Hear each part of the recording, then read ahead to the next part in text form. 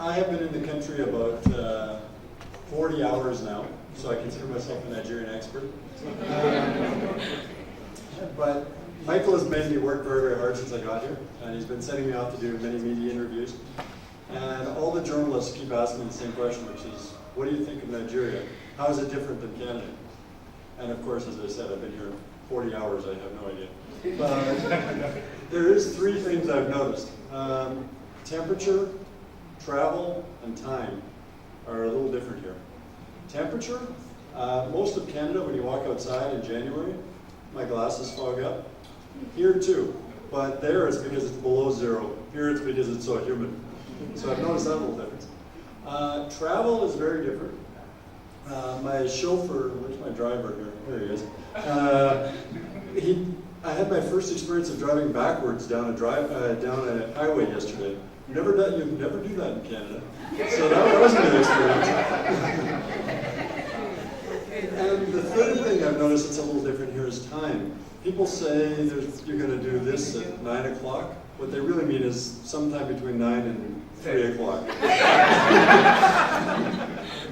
So those are some of the differences I've noticed in my time here. And as students, when you come there, seeing the differences between Nigeria and Canada will certainly be one of the fun things for you. I mean, that's always the fun thing about traveling anywhere, is seeing what's different. But this partnership is not about what's different, but about what is the same. And Michael talked about the fact that we've been working on this for 8 months.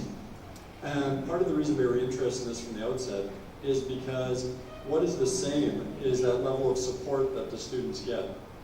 So as you know, if you're at Westerfield, I talked to some of the students earlier, people know your name, they know who you are, they know what you want to do, they're supporting you. And so that sets you up very, very well. It's very similar to when you come to Northwest. We've actually done research in Canada. No surprise, good research, everything.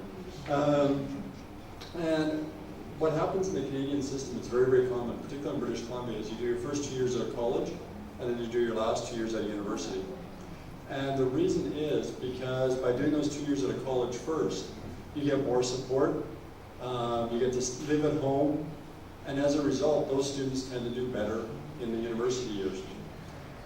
Very similar here. You get to live at home, stay at Westerfield for your first year, get that extra support. We think that'll make you even more successful when you come across to Northwest.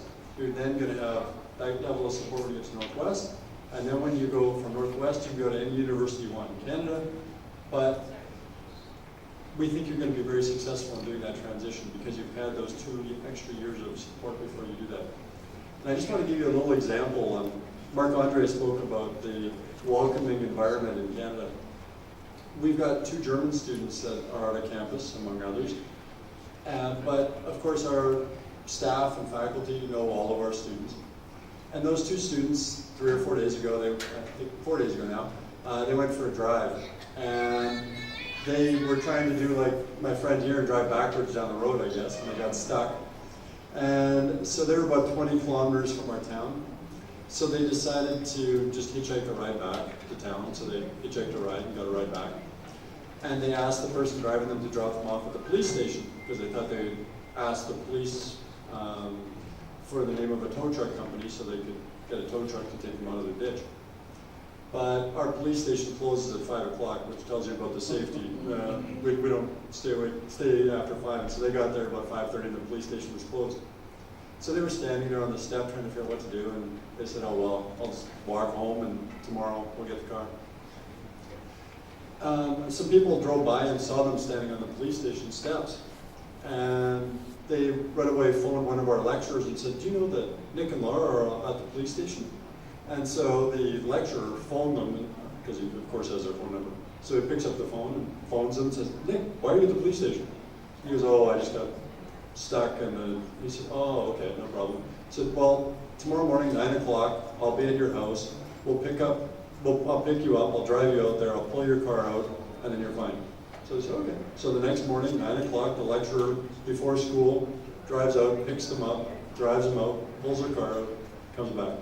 And I think To me, what's remarkable about that is that's not remarkable at our campus. That happens every day. The students are known, the lecturers know them, they give them that level of support that is unheard of. I've worked at 4 universities, 1 in Australia, 3 in Canada, and they've all been fantastic experiences, but I've never seen that level of support. And I think that's what you can look forward to.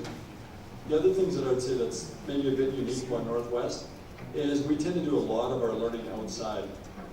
And what I mean by that is we believe that the best places to learn are not necessarily always in a classroom, but out in the region. And so we do a lot of what are called field schools. So if you're a business student, you do a lot of work with companies or with businesses, and then you bring that knowledge back.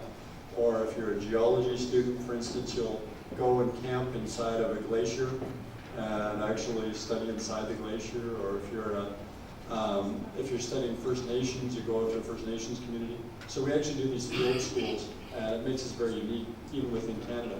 And so if you do decide to come to everybody, we do recommend you look at our field schools. They're